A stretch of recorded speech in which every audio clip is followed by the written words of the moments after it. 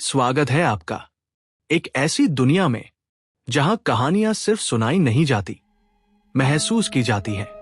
यहां हर कहानी में एक साया है, हर दीवार के पीछे एक रहस्य। अगर आपका दिल कमजोर है तो अभी लौट जाइए, क्योंकि जो आप सुनने वाले हैं वो हकीकत भी हो सकती है या आपकी अगली रात का सपना। एक डरावनी कब्र, एक दरवानी काबरा। July 3, 2025 by Vishal Suman. Read time 4 minutes. एक डरावनी कब्र, एक दरवानी काबरा हॉरर स्टोरी। इस कहानी में आपको पढ़ने को मिलेगा एक लड़के की आत्मा के बारे में जो एक इत्र बनाने की फैक्ट्री में काम करता था और कैसे उसकी आत्मा एक जय नाम के लड़के के पीछे लग जाती है। अक्सर जब भी मैं अपनी स्कूल बस से स्कूल जाता था, हमारी बस बच्चों को लेकर एक पुराने जंगल के रास्ते से गुजरती थी। वैसे तो यही हमारा रोजमर्रा का रास्ता था। तब मैं बहुत छोटा था, पर मुझे आज भी याद है जब हमारी बस उस टूटे हुए रास्ते से गुजरती थी, मेरी निगाहें एक पेड़ के नीचे बनी कब्र पर पड़ती थी। मैं हमेशा उस कब्र को देखकर सोचता कि ये कब्र किसकी होगी, पर कभी जान नहीं पाता।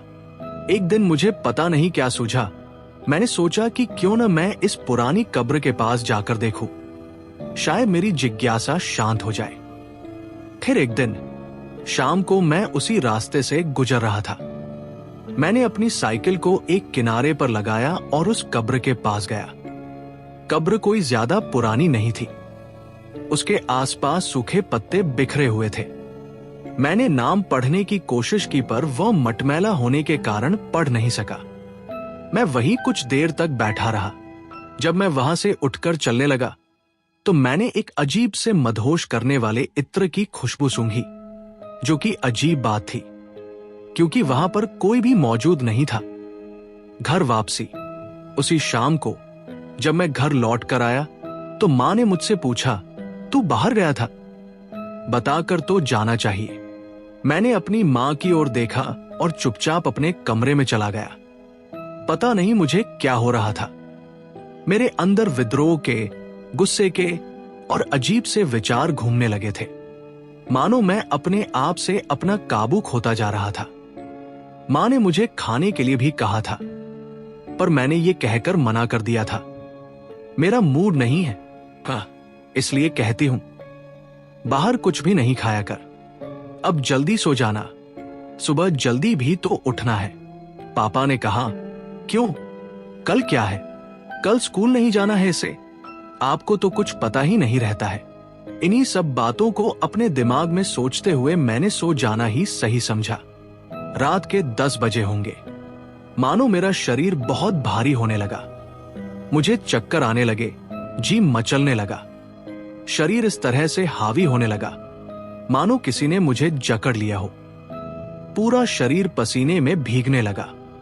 आश्चर्य इस बात का था कि पंखा अपनी गति से ही चल रहा था।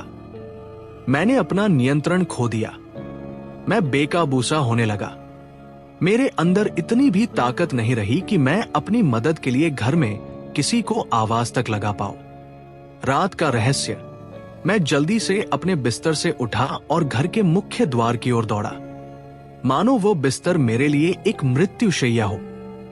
साथ ही चीखते और बड़बड़ाते हुए मैं बाहर गया और आसमान को देखकर जोर जोर से हंसने लगा। चांद जो कि काले बादलों में छिपा हुआ था, उसके प्रकट होते ही मैं जोर से चीखने लगा। मेरी चीख इतनी भयानक और डरावनी थी। इसकी गूंज से मेरे घर वाले बाहर आए। बाहर आते हुए उन्होंने मुझे आवाज लगाई, जय, ये सब क्या है? तू इतनी रात को यहां क्या कर रहा है? मैं अपना आपा खो चुका था। मैंने बड़ी बड़ी आंखों से अपनी मां की ओर देखा। यह पहली बार था कि मैंने उनके साथ इस तरह का व्यवहार किया। जल्दी पिताजी बाहर आए। उन्होंने मेरी ओर देखा और पूछा, जफर, तू यहां क्या कर रहा है? मेरी मां को यह सब कुछ बड़ा अजीब लग रहा था। वे किसी भी जफर नाम से परिचित नहीं थी। मैंने पिताजी की आंखों में देखा और पूछा, तू जानता है मुझे? और मैं तेजी से दौड़कर वापस अपने कमरे में आकर अंधेरे में एक कोने में दुबक कर बैठ जाता हूं। जैसे किसी से बचने की कोशिश कर रहा था। बाबा और रित्र। खैर, इसके बाद मैं अपने कमरे के एक कोने में सोता रहा। जब मैंने बाहर जाने के लिए अपने कमरे के दरवाजे को खोलने की कोशिश की तो पाया कि वो बाहर से बंद था। थोड़ी देर कोशिश के बाद मैं चिल्लाने लगा, मुझे बाहर निकालो। पर काफी कोशिश के बाद भी वहां कोई नहीं आया। करीब दोपहर तक मैं उसी कमरे में बंद रहा।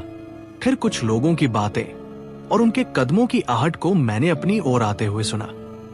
थोड़ी देर के बाद उन सभी लोगों ने मेरे कमरे के दरवाजे को एक साथ खोला। उनमें सभी एक फकीर बाबा के साथ थे। मेरे पिताजी भी उनके साथ थे। वे सभी मेरी ओर तेजी से बढ़े और उन्होंने मेरे हाथ पांव को कसकर पकड़ लिया। कुछ देर तक मैं झटपटाता रहा। बाबा ने मेरे गले में एक तावीज डाला, जिसके बाद उन्होंने मेरे ऊपर एक इत्र को डाला, जिसकी महक मुझे जानी पहचानी लग रही थी। अब मैं सुरक्षित था। एक दिन मैं अपने पिताजी के साथ बैठकर खाना खा रहा था। मैंने उस इत्र के बारे में पूछा, पापा, वो इत्र कौन सा था? मुझे उसकी महक जानी पहचानी लगी थी। पहले तो वे कुछ बताना नहीं चाहते थे, पर उन्होंने कहा, जय, बात यह है कि जफर नाम का एक लड़का था। वह एक इत्र बनाने वाली कंपनी में काम करता था। काफी सही स्वभाव था उसका, पर एक दिन उस इत्र बनाने वाली फैक्ट्री में आग लग गई। जफर भी उसमें मारा गया था। पर अक्सर उसे उस कब्र के पास जाने वाले को वैसी महक मिलती है जैसी तुमने महसूस की थी। हो सकता है ये उसके साथ आने का तरीका हो। और हां, तुम अब इस तावीज को अपने पास ही रखना, उस कब्र से भी दूर ही रहना। इसके बाद मैं कभी उस कब्र के पास नहीं भटका, ना ही वहां जाने की हिम्मत हो पाती है। सो आई होप गाइस आपको ये हॉरर स्टोरी अच्छी लगी होगी। कहानी खत्म हुई, पर डर अभी बाकी है। क्या वो सिर्फ एक कल्पना थी, या अब भी कहीं किसी अंधेरे कोने में आपका इंतजार कर रही है? अगर आपको ये कहानी पसंद आई हो तो वीडियो को लाइक करें, शेयर करें और चैनल को सब्सक्राइब करना ना भूलें। अगली बार फिर मिलेंगे एक नई कहानी के साथ। तब तक अकेले मत सोना।